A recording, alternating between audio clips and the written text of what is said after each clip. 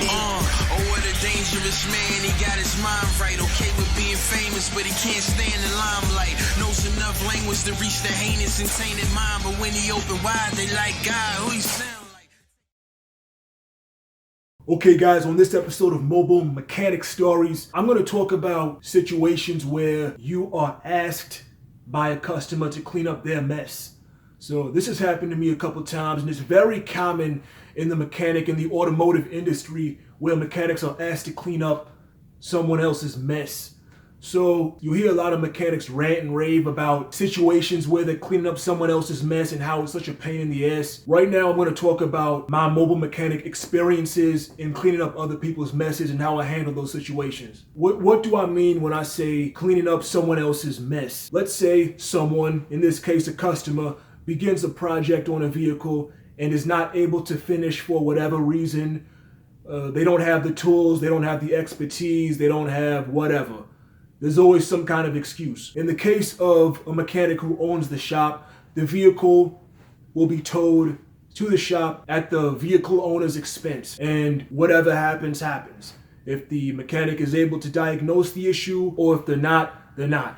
These situations usually take time. What I did as a mobile mechanic, you can watch the old videos, is I mainly replaced suspension components. That was easy on my part. I wasn't dealing with diagnostics and electrical wiring, trying to figure things out there. My experiences with me having to clean up customers' mess, they're more or less bad. Usually what happens is the customer doesn't have the correct tools, or doesn't have a blowtorch to break loose the rust, or it doesn't have the correct breaker bar, something like that. The thing that is more irritating as a mobile mechanic, and as well with a traditional mechanic, is when someone tries to hide issues.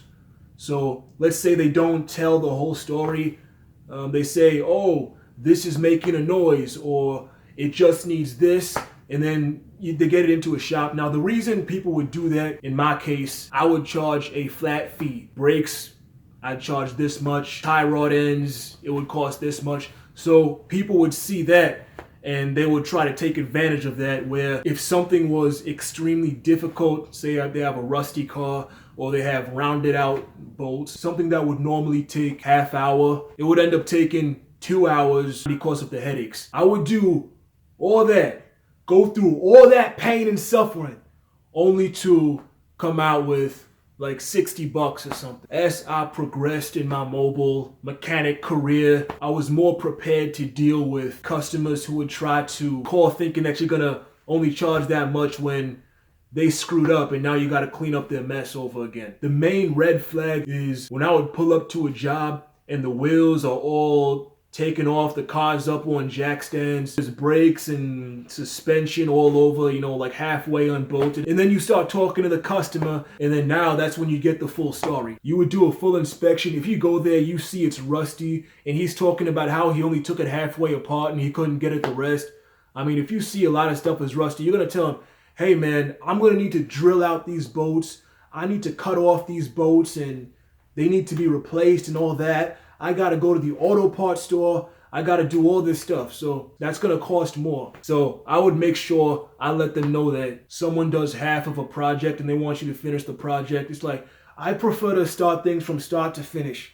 Okay, I don't want to start halfway after you've already messed up, and make sure the price is straight. One time early on, I pulled up to a job. The car was all up on jack stands. Wheels were off.